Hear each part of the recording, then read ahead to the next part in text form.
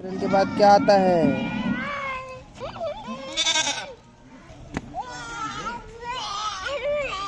जून के पहले क्या आता है? तुझमें और मुझ में बकरी कौन?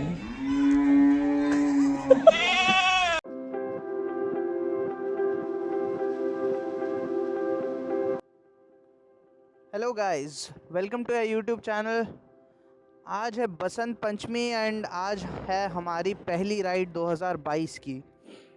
आज हम लोग एक जगह निकल पड़े हैं। तो यूपी में आप लोगों ने बड़े बड़े मंदिरों के नाम सुने होंगे। अयोध्या का राम मंदिर हो गया, बनारस का काशी विश्वनाथ हो गया, इवन मथुरा के और वृंदावन के बड़े बड़े मंदिर हो गए। बट आज हम जहाँ पे जा रहे हैं वो अपने आप में एक अनूठा मंदिर है। तो अभी हम हैं कानपुर रोड पे। हम लोग निकले हैं लखनऊ से। अभी बज रहा है सुबह का 10। आप देख सकते हैं मौसम बिल्कुल कोहरा कोहरा हो रखा है। बसंत पंचमी आ गई है बट सूरज का कहीं नाम नहीं है। तो आप इस राइड का मज़ा लीजिए। हम आपको मिलते हैं उस टेम्पल के पास। और हमें लाइक और सब्सक्राइब करना मत भूलिएगा।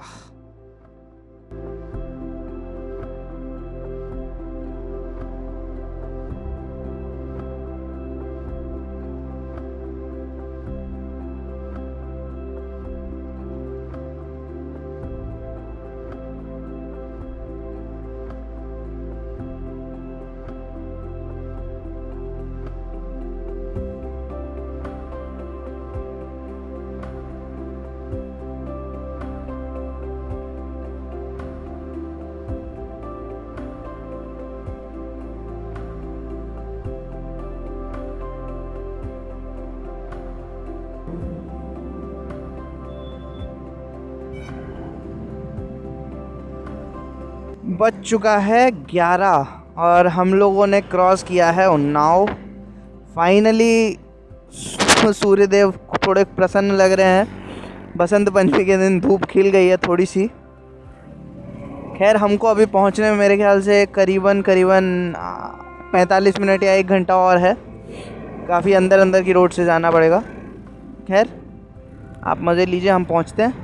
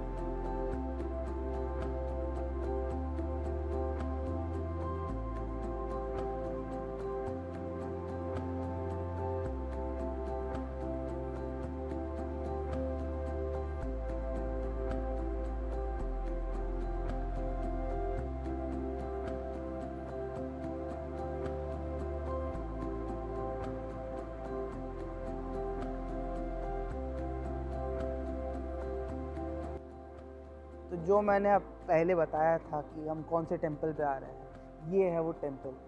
एंड ये है भीतरगांव का टेंपल, भीतरगांव का ईंटों का टेंपल। तो इसके साथ में जो हिस्ट्री जुड़ी हुई है उसके बारे में थोड़ा सा बता देता हूँ। So this temple is as old as the history goes for India. तो जितना आर्कियोलॉजिकल डिपार्टमेंट ने पता लगाया है, this temple was built around 5th century AD, which is 1800 years back. And उस टाइम पे गुप्ता एम्पायर था। उन लोगों ने क्या कलाकारी दिखाई है। अब जो अपना गैंजेटिक प्लेन्स है वहाँ पे पत्थर मिलना बहुत मुश्किल है। जैसे साउथ इंडिया में पत्थर मिल जाते हैं, वैसे गैंजेटिक प्लेन्स में पत्थर मिलना मुश्किल है। तो इसीलिए ईंटों से चीज़ें बनाना was much more easier for them. तो उन लोगों ने किस तरीके से ईंटों में ऐसी मूर्तियाँ बनाई हैं हर मूर्ति के लिए अलग अलग शेप की ईंट बनाई गई है. So you can seriously think of it as a very huge task back then.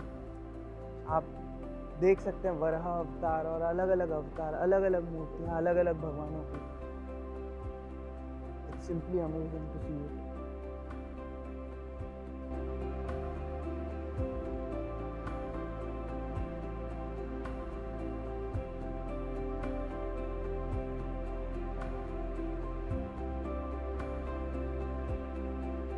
तो talking about the discovery of this temple, ये टेम्पल 1800 में एक ब्रिटिश आर्कियोलॉजिस्ट थे अलेक्जेंडर कनिंघम. वो यहाँ से कभी गुज़र रहे थे. उन्होंने एक ईंटों का स्ट्रक्चर देखा, डिलैपिडेटेड एट दैट टाइम, बहुत ही बुरी कंडीशन में था, but it was not exactly in ruins. आसपास जब उन्होंने पता किया तो उनको पता चला कि it was a temple. And उस टाइम पे ये एक प्राइवेट टेम्पल था, जिसके कारण कि ये काफ़ी हद तक प्रिजर्व्ड था उस टाइम पे.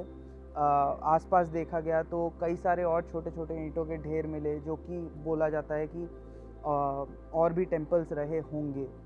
सो yup, that was pretty much it. वो फिर लग गए इसके रेस्टोरेशन पे. And he found out bricks in the nearby pond, जो कि उन्होंने ला के यहाँ पे रखे. उसके बाद काफ़ी टाइम तक काम नहीं चला इस टेम्पल पे, but Indian archaeological survey picked it up. And आज के टाइम पे आप देख ही सकते हैं उन्होंने अच्छा रिस्टोर करके रखा हुआ है.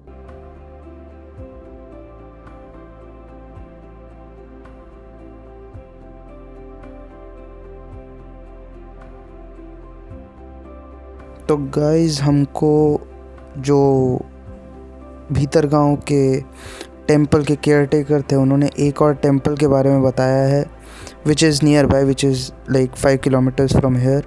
तो हम लोग वहाँ पे भी जा रहे हैं एक्सप्लोर करने के लिए, तो हमारे साथ बने रहिए.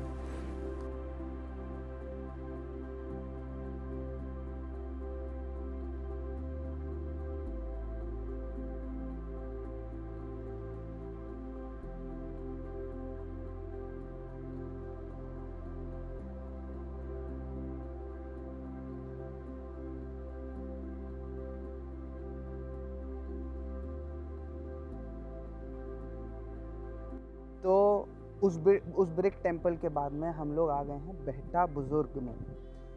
यहाँ पे भी एक टेम्पल है, विच इज़ अगेन बहुत ही पुराना टेम्पल है. हम लोगों को नहीं पता है कि ये टेम्पल कब बना था. कुछ लोग बोलते हैं 2000 BC में बना था. कुछ लोग बोलते हैं कि इस पे जो पीकॉक्स बने हुए हैं और जो चक्र बने हुए हैं, उनके according it is from Vardhan dynasty. कुछ लोग बोलते हैं कि it is also from Gupta dynasty, जैसा कि वो ब्रिक टेम्पल था. अब इस प्लेस के साथ में there is a meteorological phenomena that is associated. लोग यहाँ के आसपास के लोग कहते हैं कि इसकी जो छत है, that drips water 5 to 7 days before it starts raining. ये वर्गाकार यही मानसून पत्थर है. तो जैसे मानसून बनता है तो ये पत्थर किसी के टपकने लगता है. इससे मालूम हो जाता है कि यहाँ मानसून बरसात. तो मतलब बारिश होने के 5 से 7 दिन पहले इसकी छत पानी टपकाने लगती है. And the number of drops and the size of those drops indicates कि कितना अच्छा मानसून रहेगा. जितनी बड़ी बूंद उतनी ज़्यादा बारिश, जितनी छोटी बूंद उतनी कम बारिश. कभी कभी नहीं भी गिरती है बूंदें, उसका मतलब है कि यहाँ पे भारी सूखा पड़ने वाला है. And this is used by all these farmers, like which are within 50 kilometers of this temple to use it for their sowing seasons. So yes, and even scientists ने भी इस पे काफ़ी रिसर्च करी, and they found out that yes, it is true.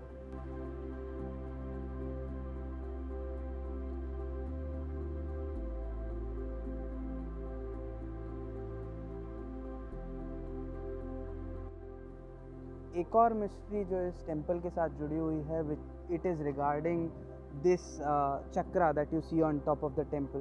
तो बोला जाता है कि ये चक्र जो है, दिस इज़ मैग्नेटाइज्ड, बट अभी तक इसका मेटल कॉम्पोजिशन साइंटिस्ट लोग तय नहीं कर पाए हैं. They have not been able to determine the metal composition of that disc. और अगर आगे की बात करें तो इस टेंपल के स्टार्टिंग में एक कुआं है. That well is 100 feet deep and बोला जाता है कि वो कुआं जो है इसी टेंपल के साथ बनाया गया था. तो with this we have come to an end of our video. आज हम लोगों ने यूपी के 2 आर्कियोलॉजिकल साइट्स देखे. One was the ancient brick temple of Bhitar गांव and the second one is this Jagannath temple of Behta Bujurg. I would say that UP is not just about Taj Mahal, Red Fort, Kashi Vishwanath temple. It is also about such small temples जिनके साथ की लोगों की भावनाएं जुड़ी हुई हैं. And आप एक बार यहाँ पे आके देखिए, you will feel it your self. यहाँ पे जिस टाइप का पीस मिलता है, that is seriously missing in those big temples. So yes, it is also a part of UP history and people should visit it often. इतना importance नहीं दिया जाता, but I would ask you guys to please visit this temple once if you are nearby, if you are in Kanpur, if you are in Lucknow. तो एक दिन निकाल के ज़रूर यहाँ पे आएँ. और अगर आपको हमारा कंटेंट अच्छा लगा है तो please do like and subscribe our videos. जितने ज़्यादा लाइक्स आते हैं, जितने ज़्यादा व्यूज़ आते हैं, उससे हमें मोटिवेशन मिलता है ऐसे और वीडियोज़ बनाने का. This is me signing off. Thank you.